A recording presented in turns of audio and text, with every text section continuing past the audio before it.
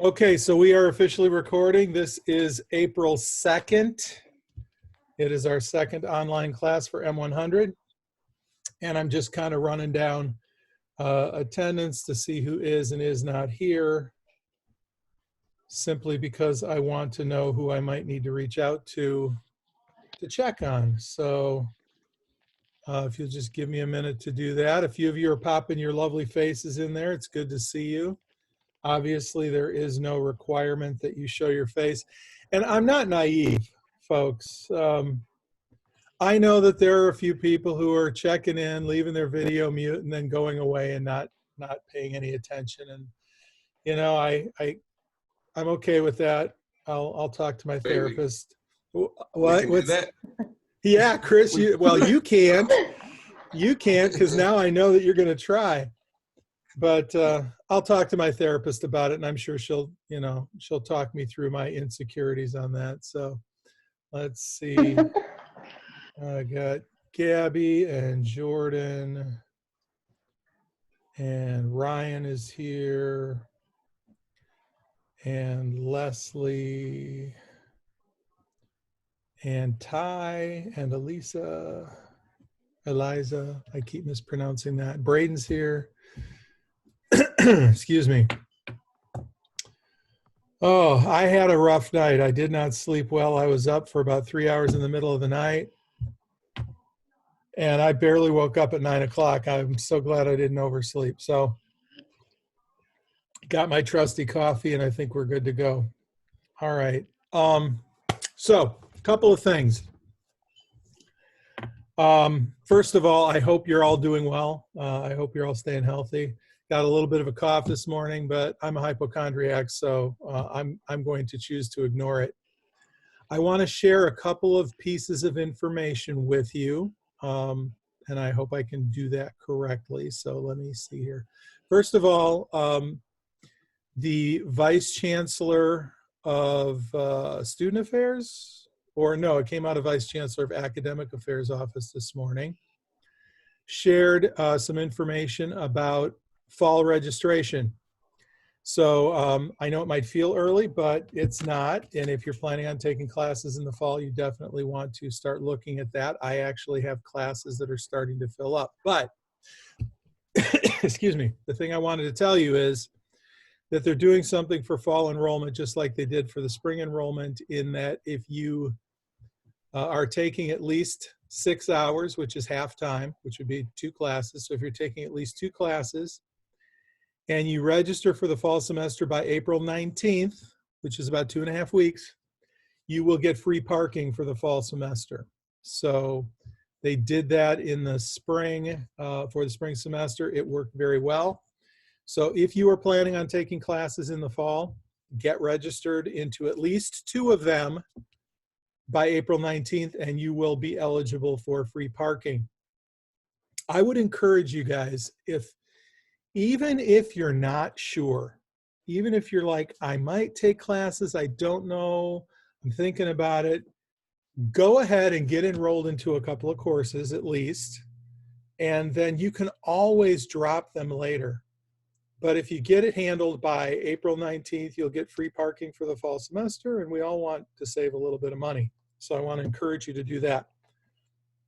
Also, another announcement that came out from that same office is that if you are trying to register or get some academic advising and you're not sure who your academic advisor is, you can go over to, oh great, where did I put that website? Hang on a second, I gotta pull up, I wanna pull up the right website. So cancel that.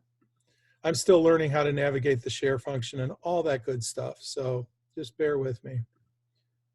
Here it is. If you go over, oh, let me share it for you. Share, here it is. If you go over to this website, can you guys see that? Chris, give me a thumbs up. Can you see that? It's the Student Advising Center website. Yes, okay, cool. If you go over to this website, you can see the URL at the top, and scroll down to whatever your discipline is. So, and I'm going off the top of my head, and I don't even know if Jason is on here yet, but I seem to remember that Jason said that he was a history major or something like that. You'd click on history, and it tells you who the person is in the history department that you would talk to if you need to get academic advising, Dr. Ann Slover. I know none of you are math majors, but if you were majoring in math, you would talk to Dr. Schulze Hallberg, who is the math department chair. So make sure you identify that URL up there, and you can go to that website, find out who your advisor is. And if you already know who your advisor is, this is extraneous information that you don't need to worry about. But I wanted to make sure that I shared that with you. All right. So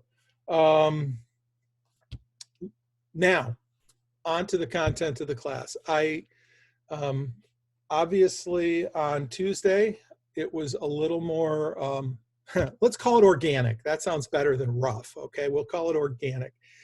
As I'm getting started for the first time with teaching a class through Zoom. I'm sure that some of you had already had Zoom meetings with your other professors and so forth, and that's great.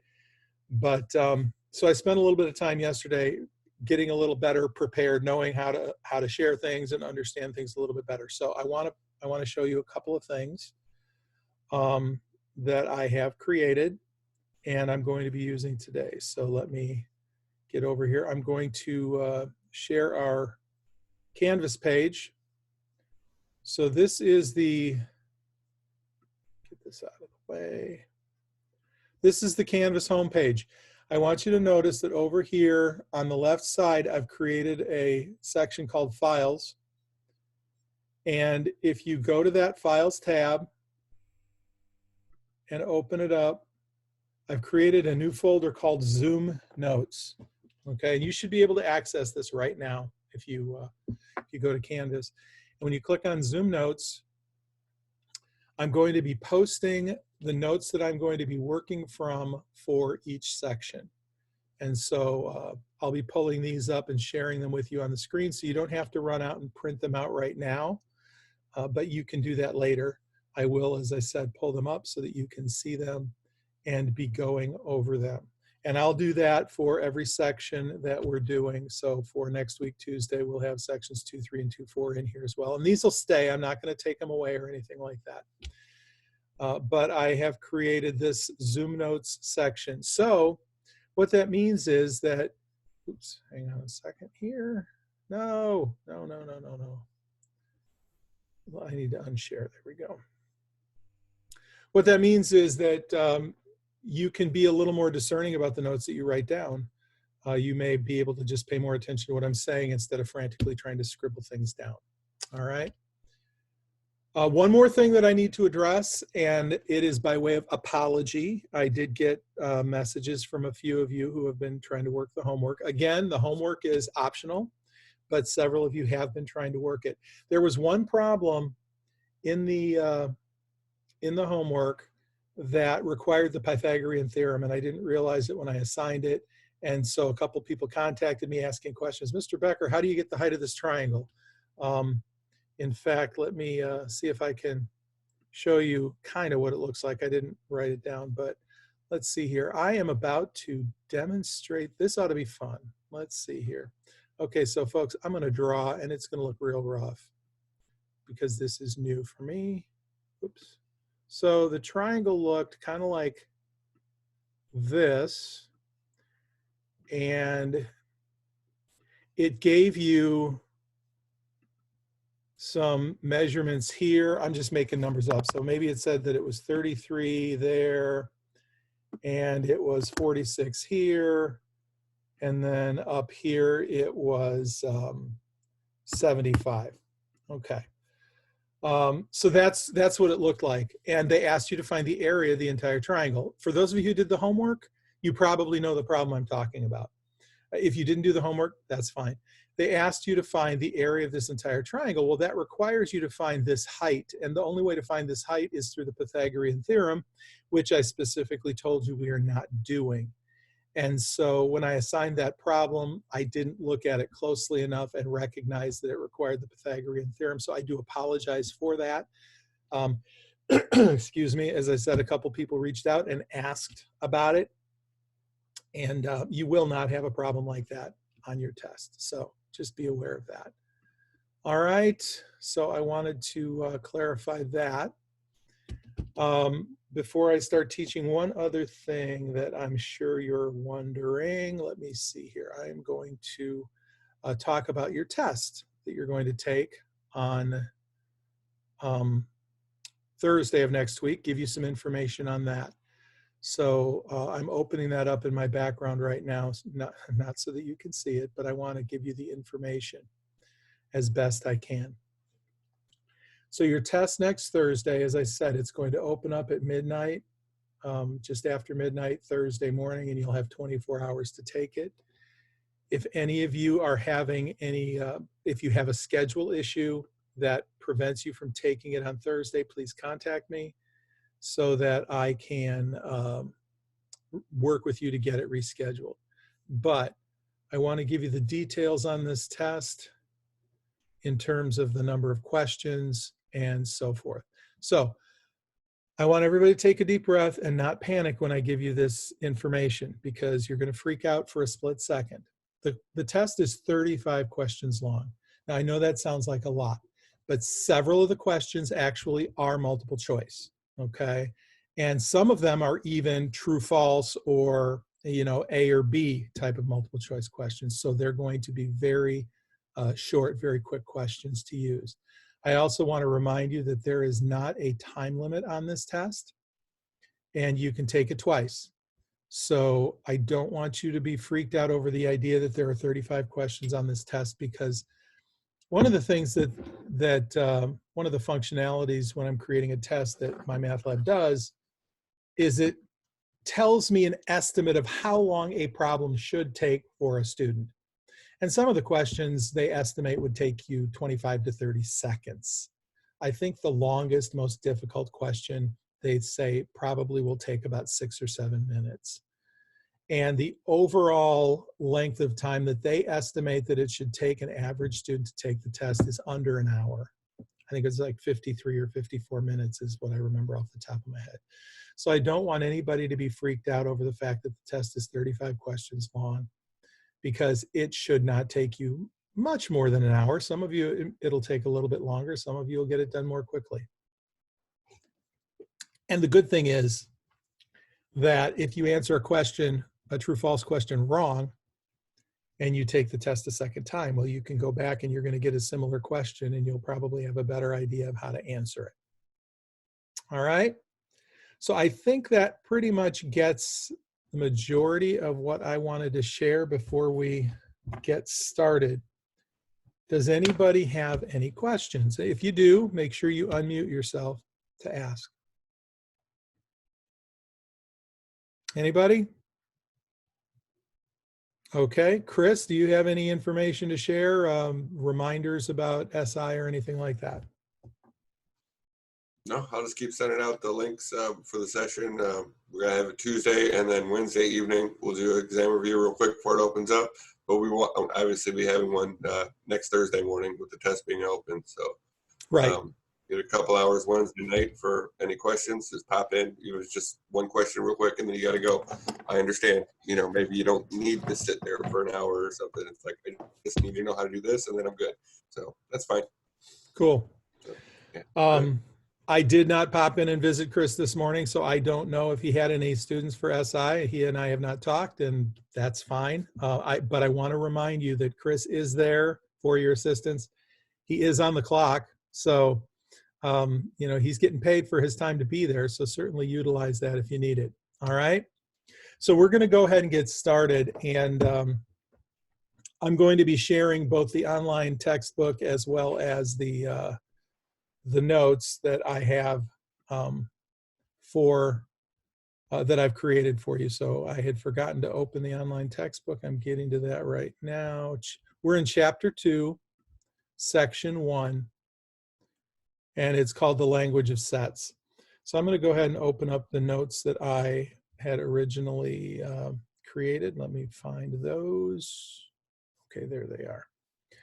And the thing that you need to understand in this first section, 2.1, is that before we can really talk about doing problems that use sets, we have to understand the terminology. And there is a whole lot of terminology that we're going to use for sets. So this is the document that I created, and you'll be able to print out on your own, but you can just follow along with me as I'm going through it. So when we talk about sets, the first thing we need to understand is what is a set? And a set is very simply a collection of items or objects. When I was a kid, I collected baseball cards, and I collected stamps with my dad. Now that I'm older, I collect Starbucks coffee mugs. I'm not ashamed of that. If you've ever been to my office, many of you have seen some of my Starbucks coffee mugs. I'm actually drinking out of a Starbucks coffee mug right now. So that's my collection. And you could say that's my set of Starbucks coffee mugs. Many of you probably collect things as well. But anyway, so a set is simply just a collection of items or objects. Now, by the way, I do want to stress that I am not going to test you over terminology on your test. I'm not going to ask you define a set or what does it mean if a set is well defined. I'm not going to do any of that, but you need to know what the terms mean. So the second term, as you can see right here, is element or member. These are interchangeable. More often than not, we will use the term element. An element is simply an individual item or object in that set. So I have a picture here of one of my Starbucks coffee mugs. This is actually the first mug that I ever got when I was in Hong Kong about 10 years ago now. It'll be 10 years this summer. And this individual mug is an element or a member of my coffee mug set, okay? When I was a kid and I collected baseball cards, I had many of you don't know who this is, but Chris probably remembers a player for the Milwaukee Brewers named Robin Yount. And I had a Robin Yount rookie card, and that was a member or an element of my baseball card set. So they're just individual items in a set. Now, this is important for you to understand right here. The symbol for an element is this kind of funky looking E right here. It's kind of a curved, squashed down letter E, and it means element, okay? We're going to talk a little bit about that and use that notation a little bit later, but when you see that, you'll know that you're talking about an element. And in mathematics, if we wanted to say something is not part of something, if something is not equal, or if something is not an element, you would just draw a vertical line through it. And we'll see some of those in the textbook in a little bit. By the way, I want to remind you that you all have total freedom to unmute yourself and say, Mr. Becker, I have a question, and stop me in mid-sentence. No problem at all. Right now, while I'm sharing this screen, I'm seeing only a few of you vertically on the right side of my screen. Most of you are blacked out, so I wouldn't be able to see if you were waving at me, so make sure that you interrupt me verbally if you need to. Now, when we talk about sets, we talk about ways to list them. And there are two typical ways that sets are listed.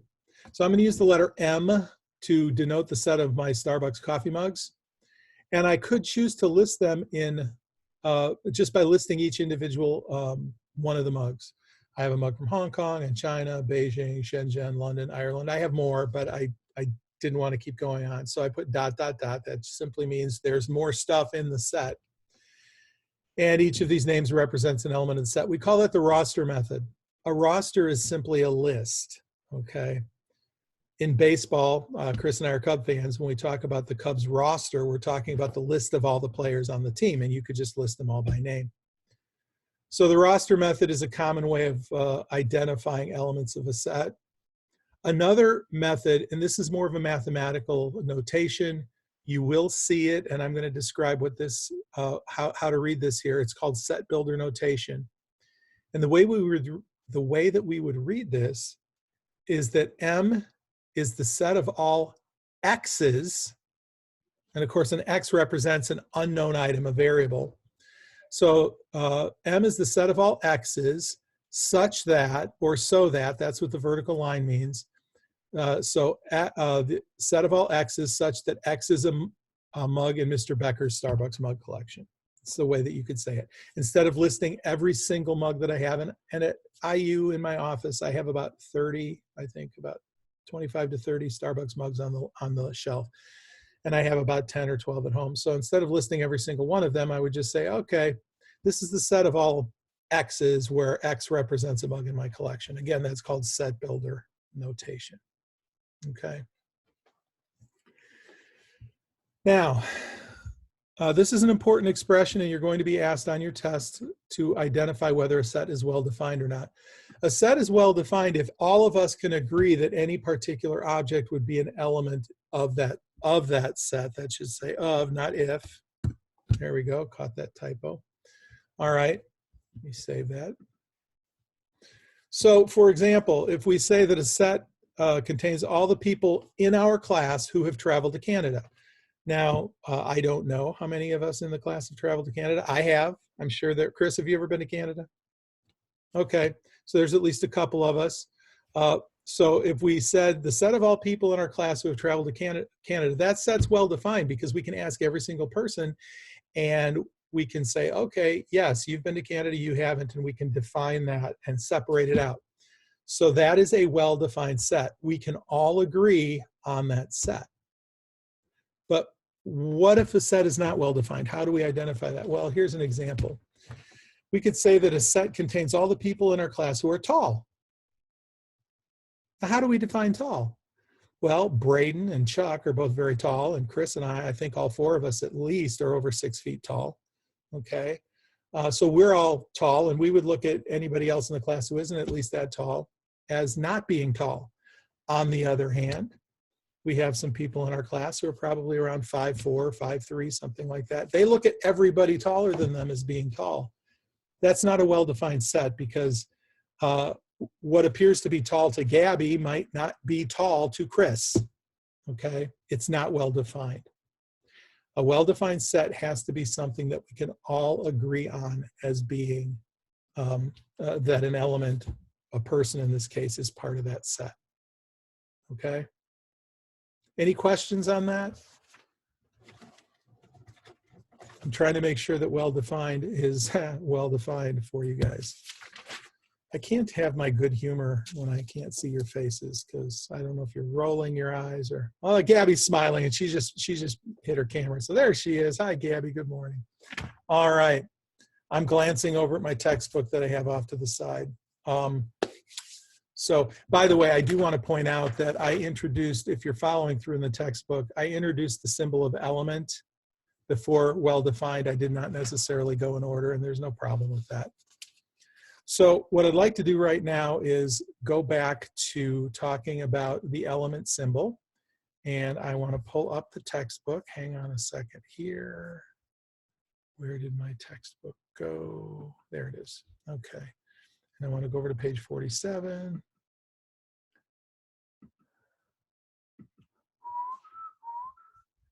I guess I can try this. 47. Go. All right. So this is your textbook.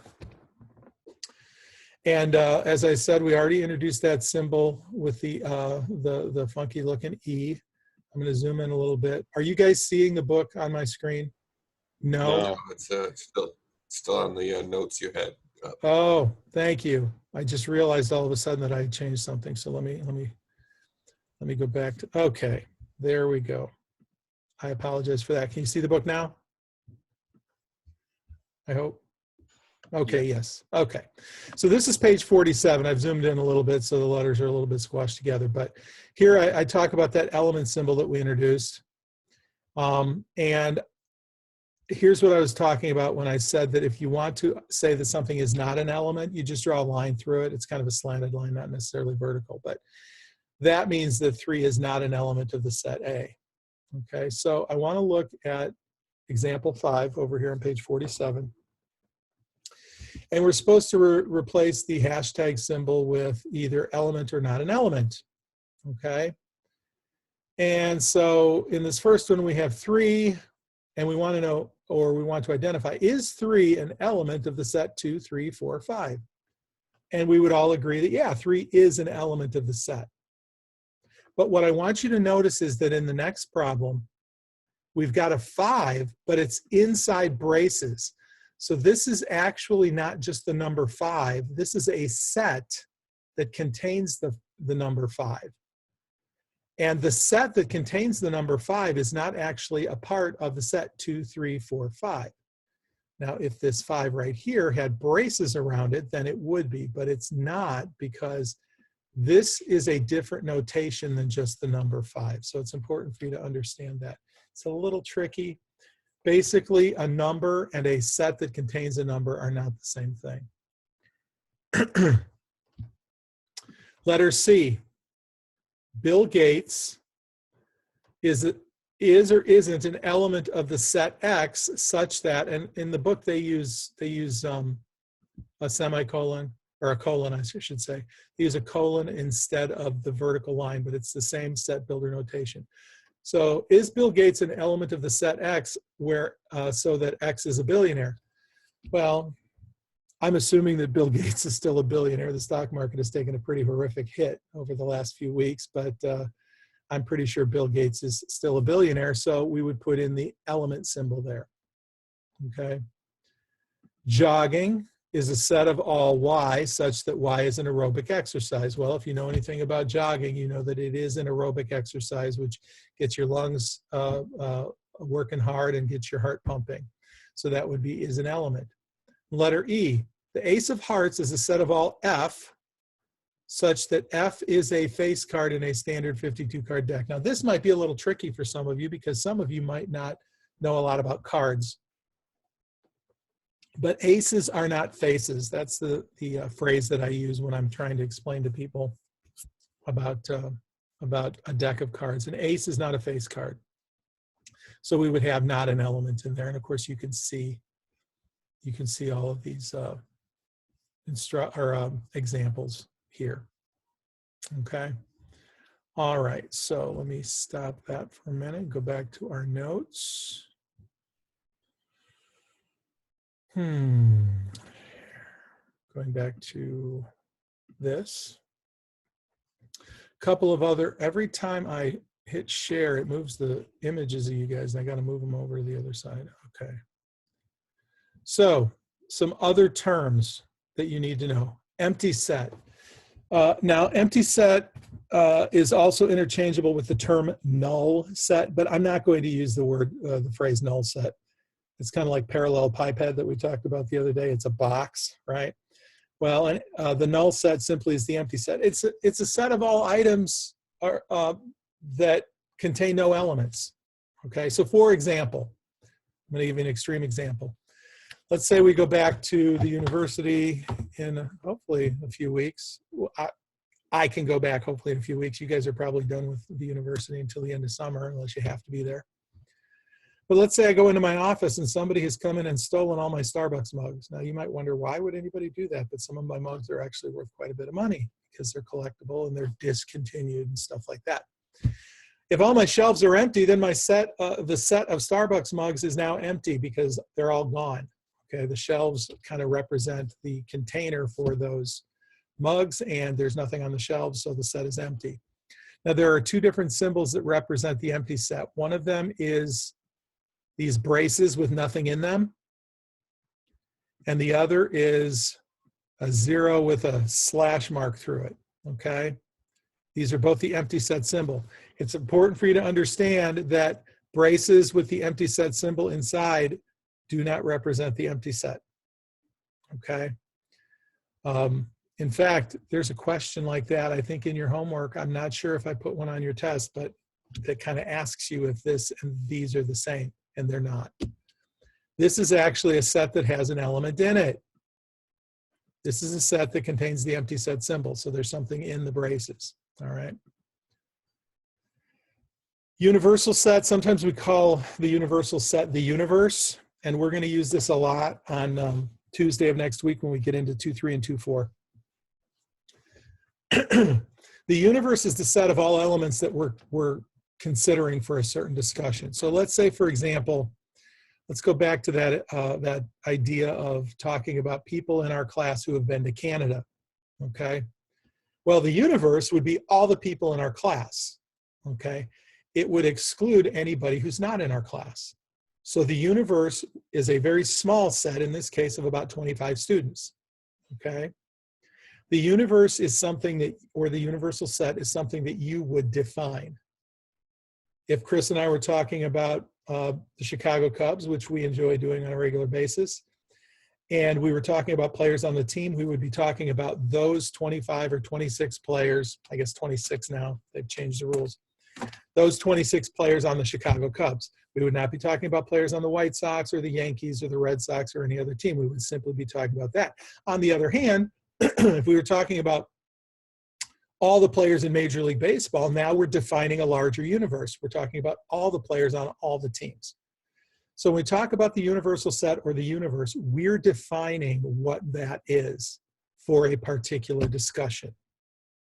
Mathematically speaking, if we were talking about a set of positive numbers, or let's say positive integers, which are the counting numbers, we would be talking about the numbers 1, 2, 3, 4, 5, 6, 7, 8, 9, 10, ... and it goes on forever. We would not be talking about 0. We would not be talking about negative numbers. So we define what the universe is, and that's going to be important, as I said, next week when we get to sections 2, 3, and 2, 4. The last term that you need to understand in section 2.1 is the cardinal number. The cardinal number, by the way, is also sometimes called the cardinality. That is, did you see me type that in? Did that pop up as I, okay, I just want to make sure because I've not done that before. So that term right there is not on the notes that I saved for you. So if you want to jot that down, cardinal number and cardinality means the same thing. It's simply the number of elements in a set, okay?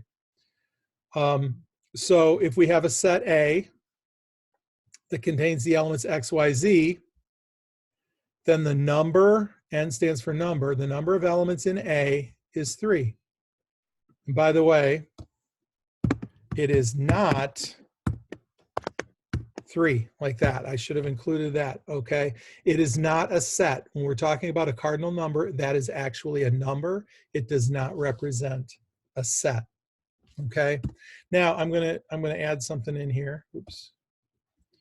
Let me slide it over here. This is all kind of off the cuff that I'm deciding to add this. So, and that's not going to line up nicely, and that's probably going to drive me crazy. Yes, does everybody see how that I can't get that lined up? That's my OCD is not happy right now, but okay.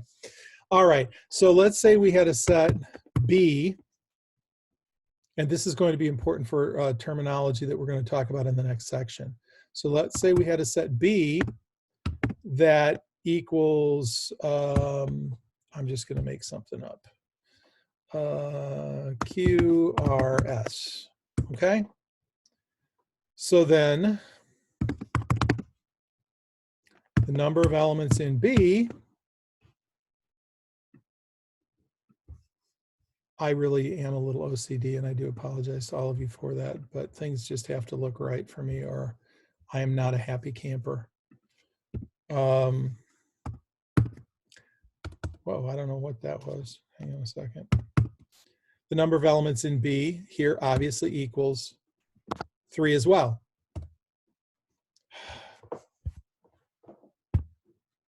I'm going to just have to be comfortable with that. Okay. So you can see that QRS has 3 elements in it, just like, or I should say B has 3 elements in it, just like A has 3 elements in it.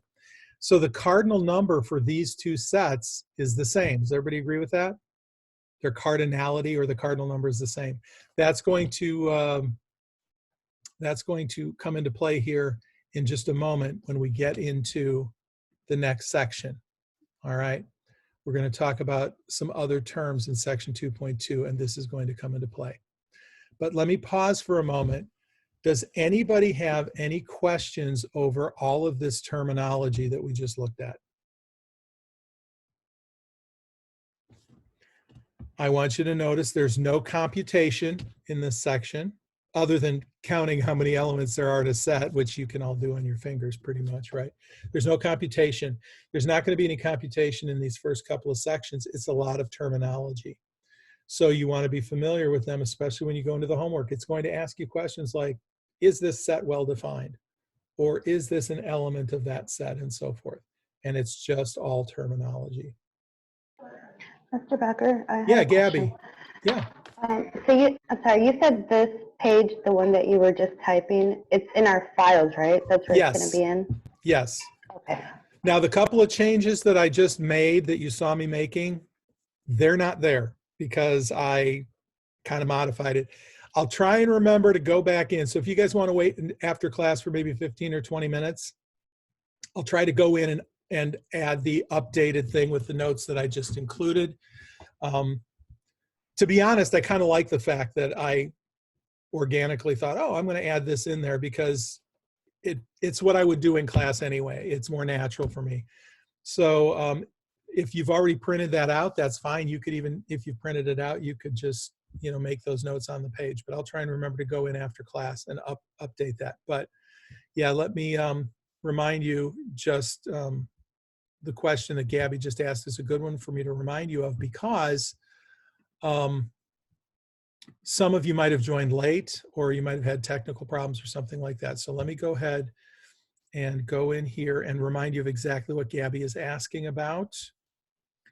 So over here on your Canvas page, again, this is a repeat. This is a repeat. Over here on your Canvas page under the Files section, I have created a tab called Zoom Notes, a folder called Zoom Notes. And if you go in there, it's going to have the notes for the section, the notes that I'm actually sharing. So if I click on that, it's going to open up the notes we just looked at, but they're the notes that I created yesterday. They're not updated with the changes I just made. So, all right, a good reminder. Does anybody else have any questions before I move on to section 2.2? All right, let me get over there in my book and let me find there. Okay. No, let me stop that. I shared the wrong one. Hang on a second here.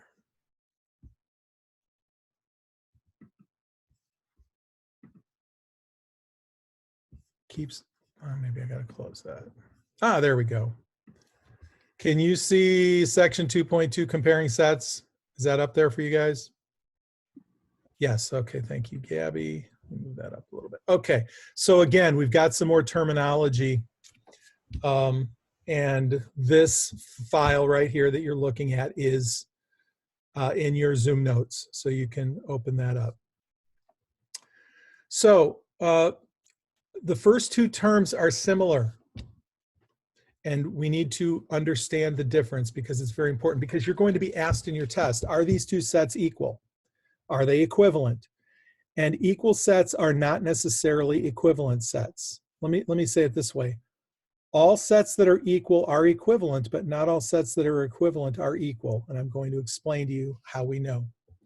Simply put, if two sets are equal, that means they have exactly the same members in them, regardless of order. This is important, folks. Order does not matter, okay?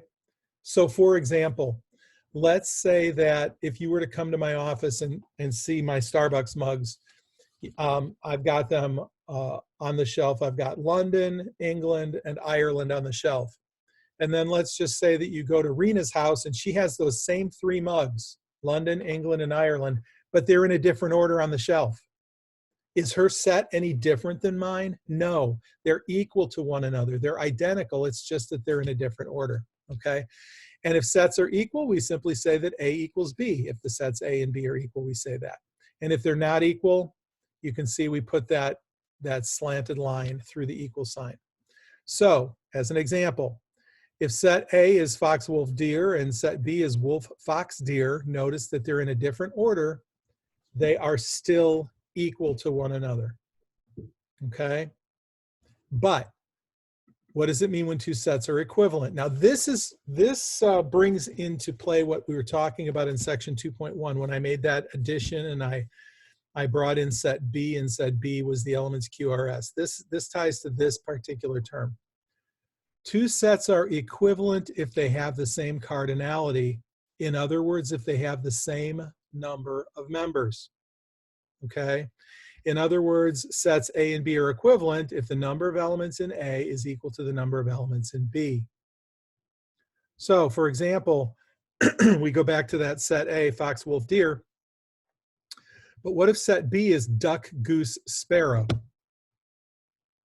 clearly these are not the same. They're not the same sets. They're not equal to each other. However, they both have 3 elements in them, okay? The number of elements in A is 3. The number of elements in B is 3. So because their cardinal number is the same, in other words, because the number of elements in A equals the number of elements in B, they are equivalent, even though they are not equal. All right, so understand the difference between equal and equivalent, because you will be asked on your test whether 2 sets are equal versus equivalent. Now, the good news is that while you're taking that test, you are sitting there with your textbook open and your notes. You could have printed this out and have it in front of you, so you can refer to that. Okay, that is perfectly acceptable. All right, I'm telling you right now. You are not free to have your cousin Vinny, who's a math professor at Valparaiso, sitting next to you to help you answer the questions, but you can have your book and your notes. All right? So is there any question about the difference between equal and equivalent sets? Anybody? If I can just chime in real quick. Please, go ahead, Chris. I always use it like, think of it as a basketball team. They have the same number of players or equivalent, but no basketball teams are equal. That is a great analogy. That is a great analogy. You got 5 players out there on the court for both teams. So the teams are equivalent, but if you're a fan of the Bulls in the 90s, send Michael Jordan, Scottie Pippen, and Dennis Rodman out there on the court among your starting 5. They had no equals. Boy, those were good days, weren't they, Chris? Were you a Bulls fan? Yeah. Oh, I remember seeing Jordan in the old stadium. That was so fun. It was my gosh. Unbelievable. You know, real quick story about Michael Jordan, just a parenthetical story. Back when he had retired, I had a friend who had season tickets, and he sold me 2 season tickets to go see the Bulls play the Orlando Magic in Chicago. And this was like the 2nd year of Jordan's retirement. And I was excited. The Bulls were still really good. They were in first place. They were going to the playoffs. They still had Scottie Pippen. They had Tony Kukoc. They were just a phenomenal team, but Michael Jordan wasn't there.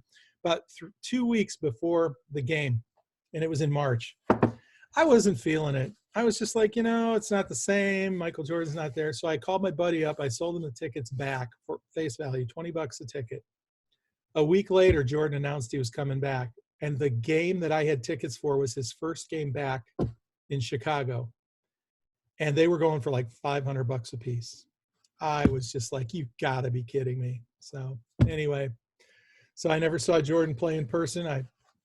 That's one of the stupid things. But anyway, all right, back to this. By the way, folks, what? Yeah. Okay, go ahead, honey. The 2. Okay, so we both just care about the number of elements in each, but I don't know, like, what's the difference? I mean, if they're different, they're different, but I don't get the difference, honestly, of them. Between equal and equivalent? Equal and equivalent? Yeah, because all I'm thinking about, like, if they have the same amount of elements, then they're equal. If they don't have the same number, then they're not equal, but that makes them the same, unless I'm forgetting something or not. Think of equal as identical. Okay. Okay, for sets to be equal, they have to be identical.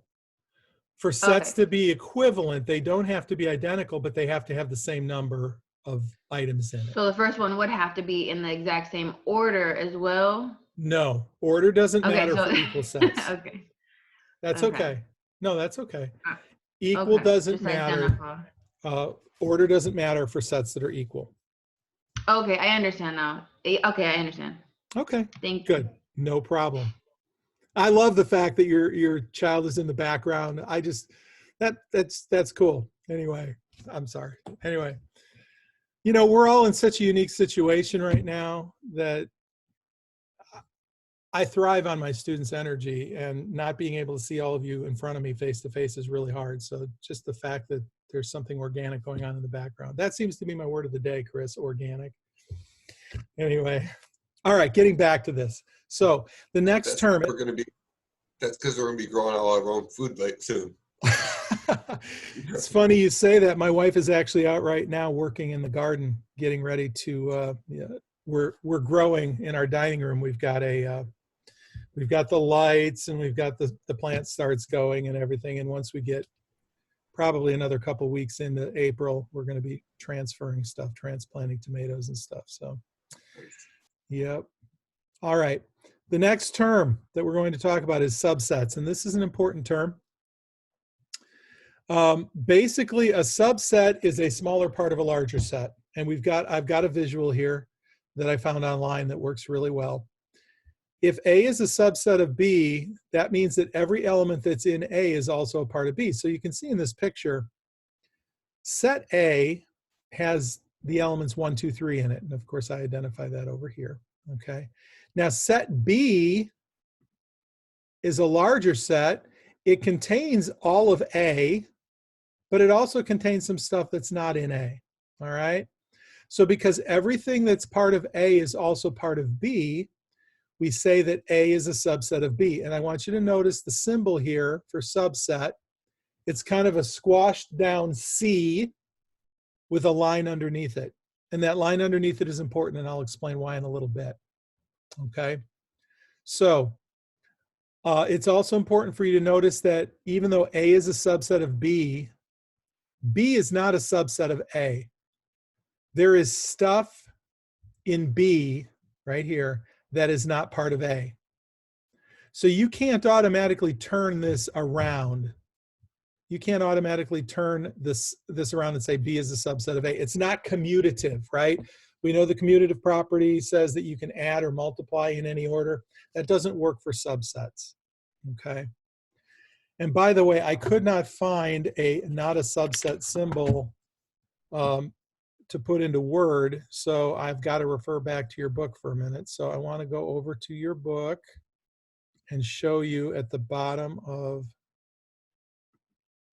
page 53. That's not the one I wanted to share. Hang on a second. That's not what I clicked on. This. That is not what I'm trying to share. Hang on a second here. Okay, let me stop this for a minute. My online textbook went away. I don't think I closed it.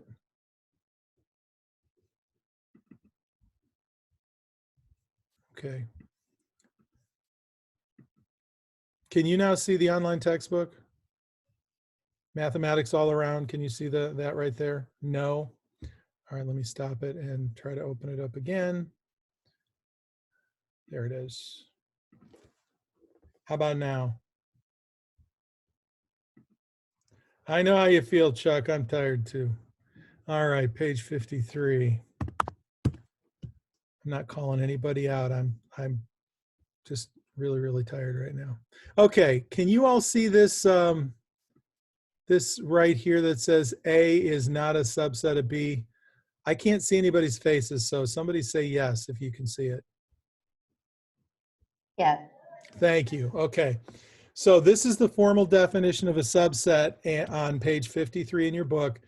And you can see right here, if A is not a subset of B, this is how we denote that. A, there's a subset symbol with a line through it. A is not a subset of B. That's how we identify if something is not a subset. And again, when you're doing your homework, and folks, let me stress this again. Homework is not required. I put it out there for you as a service, but the test that you take next Thursday is the same kinds of problems that you're going to do in the homework. And so I urge you to practice them so that you can be prepared. Again, there are some people who haven't checked in either day yet. They don't know anything that we're talking about, and I'm going to have to reach out to them. But I want to make sure you understand. You want to practice most effectively for your test, go through the homework. That's all that I would encourage you to do. All right, so let's go back to my notes here. All right. So we talked about subsets. Now, how do we know how many subsets there are of a set? Let's just take a look at a set that has 3 elements in it, okay? The number of subsets, it says right here, The number of subsets of a set is found using the simple formula 2 to the nth power, where n is the number of elements in the set. So for example, I know that that's a lot of words there, and you're like, huh, wait a minute. Let's go back to our set that has fox, wolf, and deer in it. Okay? There are 3 elements, fox, wolf, deer.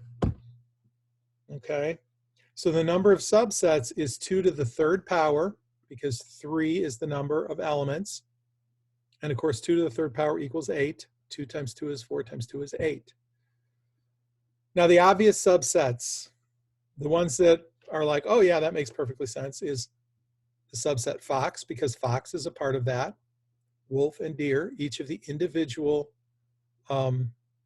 animals in this case, are subsets. You can also have subsets with 2 elements in it. So fox, wolf, that's a subset of the larger set fox, wolf, deer. Fox, wolf, fox, deer, and wolf, deer. Those are the obvious ones. Now there are that's only 6. There are actually 8 subsets, and the 2 less obvious subsets are the set itself. So fox, wolf, deer is a subset of the set fox, wolf, deer, because everything in fox, wolf, deer is in the set fox, wolf, deer. Hopefully that makes sense. So, and this is the case in every set. In every set, the set itself is also a subset. Okay? And then the final set, the 8th subset, is the empty set. And again, the empty set is always a subset of any set. So right off the bat, if you take a set of items and you are supposed to list the subsets, the set itself and the empty set will always be 2 of the subsets. And then you can break it down. You can find all of the subsets that have 1 element, all the subsets that have 2 elements, and so forth. Okay?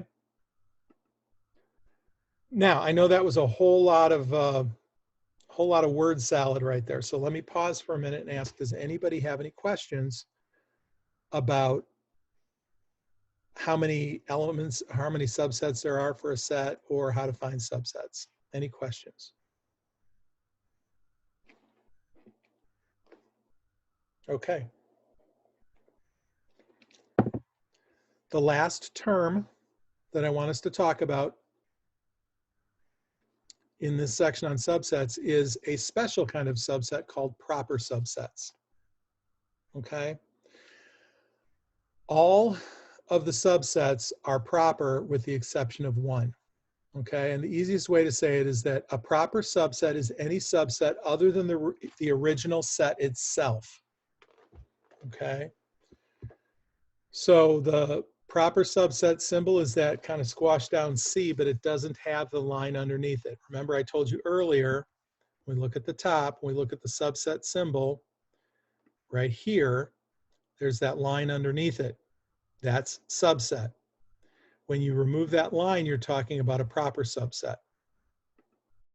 So, for example, fox, deer is a proper subset of the set fox, wolf, deer, because it is a subset, but it's not the set itself. So in this example up here, all of these subsets are proper, including the empty set, by the way. The empty set is a proper subset.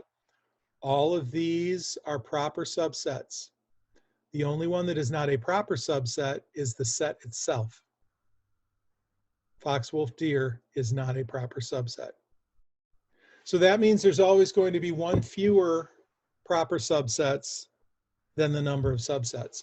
And the formula for that then obviously would be 2 to the n minus 1. 2 to the n, 2 to the 3rd power is 8, minus 1 is 7. There are 7 proper subsets. So I'm going to ask you guys a question. I want you to just don't blurt it out right away. But here's my favorite team over here.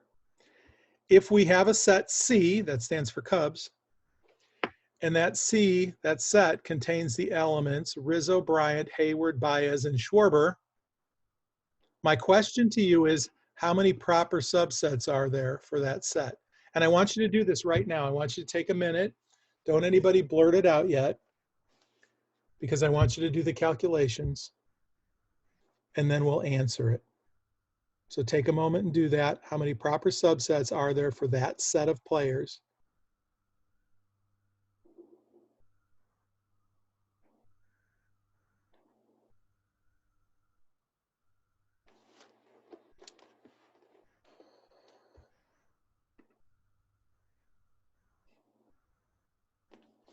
And then here's what I want you to do. I want you to do something a little different. If you look at the bottom of your screen, there is a chat feature. There's a chat button. I want you to click on that chat feature, and I want you to type in your answer. And some of you will type it faster than others, but I want you to type in your answer if you're brave enough. Anybody? Okay, Braden, Charles, good. Everybody can see Braden and Charles's answers now, so everybody can type in the same answer, right? So does everybody understand? Depends on who's making the lineup. Okay, Chris, yeah, you're right. If Joe Madden's making the lineup, who knows how many different. No, we're not talking about order. We're not talking about the batting lineup. Anyway. So, of course, the way we get that is that there are 5 players listed. 5 players listed. And 2 to the 5th power is 32. And all of the possible subsets, except for the original set itself, are proper. So 2 to the 5th is 32 minus 1 is 31. So 31 is the correct answer. All right. Again, I know that was a whole lot of terminology for these 2 sections. On Tuesday, we're going to do sections 2.3 and 2.4. And if you want to look ahead, I will tell you that in 2.3 and 2.4, we're going to be doing what's called set operations. There are 4 set operations that we talk about. There are 4 set operations that exist. Now, let me explain to you for a minute, what are set operations? Well, in arithmetic, our operations are addition, subtraction, multiplication, division, okay? In set operations, our operations are intersections, unions, differences, and cross products. And differences and cross products are like subtraction and multiplication. We are not going to do those 2. We are only going to focus on unions and intersections in 2.3. So if you want to read ahead, you can do that and get a feel for what we're going to talk about in 2.3. And then when we get into 2.4, we're going to do Venn diagrams. And these problems in 2.4 are the ones that are going to probably be the most complicated on your test that's coming up next Thursday. So that's the end of what I have to share. Does anybody have any questions? Okay, I am going to stop the recording right now. So I'm going to bring this class to a close. Don't hang up yet, but I'm going to bring this class to a close, and then I'll have a few parting words.